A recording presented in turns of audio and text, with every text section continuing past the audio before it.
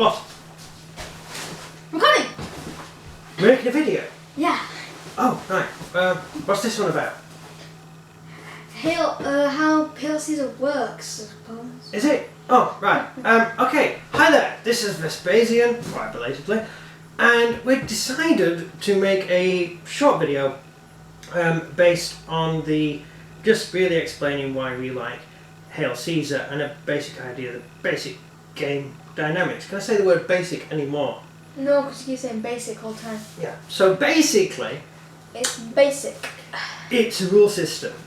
That's basic. You may know from watching our other videos that we play quite a lot of Hail Caesar, and we've spent a lot of time gaming it and getting to know it and having fun with it. It's quite a fun little rule system. The biggest reason we enjoy it is because it's so simple to use. They aren't hundreds of different tables you have to refer to. There's a few little golden rules, and as long as you know them, you can pretty much play with any army. Yeah. So the basic game mechanics behind it is you have units with up between 4 and 8 hits. You take the 8 hits, you become disordered, you take another 8, you're dead. That's as simple as it is. When you're disordered, you're stuffed, because your unit is very difficult to control and tends to die easily and run away. And you can't use them for an entire turn. Yeah, you're kind of stuck with them. If I was going to say if there was anything wrong with that, I couldn't actually think of it. Many rule systems use different systems of morale and testing morale and things, and this seems to be quite a simple way of testing morale.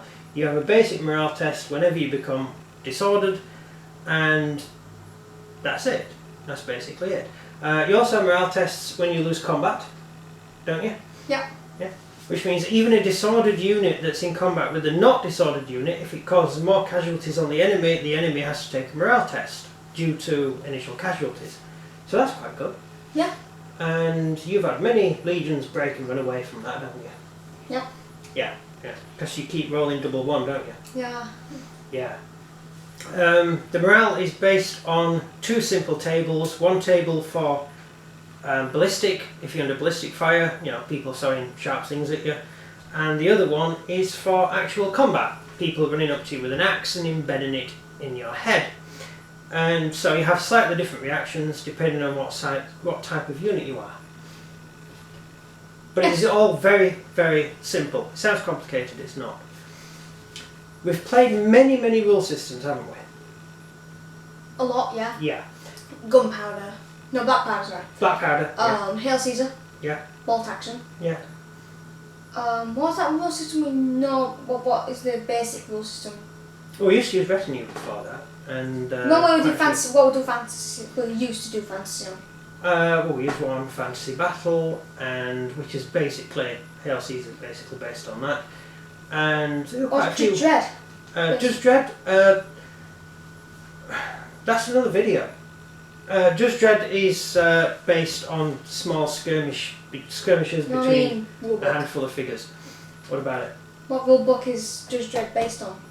To be honest, Judge Dredd is more closer to the original Rogue Trader 40k game. Alright. Which is how the original Rogue Trader used to play. You used to have a small squad of troops and fight little battles. And then it became a massive 40k universe and everything else combined. So, yeah. That it? Yeah. No more questions? Not for me. Okay. What about my books? We'll get back to the Hail Caesar then, shall we? Yes, that's Hail Caesar. Yay. Another good thing is the army lists are not set in stone. You can change them. You can use the army lists that are provided. There's 2 different army books. We've got the first one. We are waiting to get the second one. It's Christmas, if anyone's watching. Christmas coming up, and second book would be cool. I want 4. Yeah, but back to wargaming. And It's wargaming kinda. no, it's not. It It's is. more role-play game. It's not a roleplay game. No, but technically your first-person shooters are a bit more like role-play because you sort of run around an arena and play, basically. Explain Halo 1. Well, Halo 1 is a sandbox. It's a role-play game based in a sandbox where you have a set number of tasks you have to perform before you get to the end, and the end is always the same. What? We always win. You die hundreds of times, but you always Halo win. Reach. Well, that's designed for you to die at the end. Yeah, which is like the only game that you actually Yes, win on. this is the first game that did that. Yeah, more or less. But we're Back talking to about Hail Caesar. Hail Caesar, yes. The movement is pretty simple. We need to do a Christmas video. Yeah, we do. Yeah, I'm back Hail Caesar. Light stuff moves faster than heavy stuff. All infantry move at the same speed, so there's no arguing over who moves through what, and if you get a minus something for marching through a hedge or anything. It's all just pretty straightforward. And if you move through trees and cavalry, you get disordered. You can become disordered, yeah. And well, it's a chance, really. yeah, and some Catch units. effects, so obviously. Yeah, but some units moving through other units will disorder them, and some units are immune to disorder. So. Like skirmishes. Well, it's down to your training. Well, skirmishers will just get out of the way because a big heavy guy in armour walks through, the skirmisher will just move. Because the skirmisher's wearing no armour. Yeah, the skirmisher's basically wearing underpants and has a sling. So or javelin. He's not going to stand in the way of a Roman legion marching through the town. Yeah, it's quite sensible when it comes to that. And having done some, well, technical LRP in my time when I was in the Sealed Knot, I can tell you that you can become disordered in all sorts of interesting ways, even when you're not fighting a real war. So, yeah. Also, pikemen, I found, to my own experience, I was a pikeman, tend to stay in good order when they're manoeuvring, crossing fields and things, or crossing hedges and styes. Whereas the musketeers, who were on your flank, they used to fall over each other, hurt themselves, and they were a complete mess. And usually we would arrive in position ready for the next stage, and the musketeers would still be stretched out across the field having arguments with each other. And yeah, so heavy infantry tends to be slightly better ordered. Is it anything to do with this? No, well, yes, because it does have a slight bit of reality in it, in that infantry becoming disordered, some infantry are less likely to become disordered than others. Right. When you're in a column, when you move through a small gate, you simply fall off in echelon and move through in twos, two abreast, and then you reform on the other side and carry on going. When you're musketeers, when you're light infantry, you push and shove each other to get through the gate and then fall over and argue, and then finally you've got to find out where you're supposed to go, and they're never in the right place. They're useless, I'm telling you. And then when cavalry charge, it's great because when you're a pikeman, you can hear the cavalry. You can't see them because there's 6 guys in front of you and at least 8 guys either side, so you can't see the cavalry. You can stick a pike down the middle. Yes, you can stick the pike out. You just do what the sergeants shout at you. They say, you know, comport, and you pike up. And you just do what you're told. Musketeers can see everything going on and tend to panic and get all... because musketeers need straight line of fire. Yeah, and you still miss, because muskets don't have any like actual... Yeah, it's a chance which is to a problem. hit. Which is a problem we found with black powder. It's a chance to hit the whole thing. All gaming rules, not just black powder. I'm not just picking on black powder. Just that is one we have played a lot. A lot of gaming You rules. played a lot. Yeah, with your friend. Yeah, when in real life muskets are unbelievably inaccurate. They hardly hit anything. It's about 1 in 100 shots will hit. Even point blank range. Even point blank. You fire as soon as a musket ball comes from the end of rifle, whatever. The musket ball then does its own thing and flies away, and the chances of it hitting anything are very small. Also, more often than not, people would fire over the heads of the enemy. Which is why I really get annoyed with what do they call now? Them films where you have musketeers versus musketeers, and for some reason, line by line, keep falling down really quickly, getting shot. Yeah. Even though it's like really hard to hit someone. Yeah. Whereas in real life, yeah. You can shoot at each other for 10 minutes and cause 20 casualties. And games also, musketeers. Yeah. Just full on kill.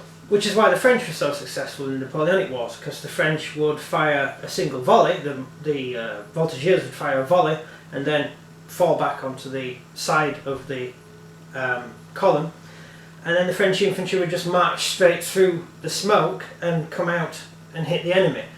Obviously you didn't know where it's going. Yeah, and they would fight like the Romans. So the front rank would fire point blank into the enemy within 20 yards of the enemy, and then the next rank would move through the front rank and fire, and the next rank would move through and move through and move through. So you constantly have fresh loaded rifles at the front, and then when you get to the enemy, which is 20 yards, you hack them to death with your bayonets and swords. A very efficient way of fighting. Only way. Whereas you get the American Civil War way of fighting, which is practically Napoleonic, where you have two ranks stood firing at each other for an hour or more, hoping to see the other enemy show signs of disorder, and if the enemy shows signs of disorder, then they break and you charge, or they charge and you break, whichever way. And Black Powder and Hail Caesar do try to live up to that. It's just they make weapons too powerful. Most people did not die from musket balls in the Napoleonic War. Most people were stabbed to death. That's sadly the truth. Most wars, it comes down to men actually walking up to another man and hitting him hard with something pointy. Yeah, quite unpleasant. Yeah. Yeah. In the time of Hail Caesar, a long-range weapon was usually a long stick with a pointy thing on the end. You also had bows, which by Roman times, which is what we do, had become very effective. Unfortunately, if you're fighting against troops with heavy shields and stuff like Romans, your bows are less effective, which is why in the rules, if you're firing at heavy infantry, your bows get a -1 to hit. So usually you're hitting on 6s. So yeah, your light artillery and your bowmen are pretty useless against. So is there anything else in this war that I could talk about?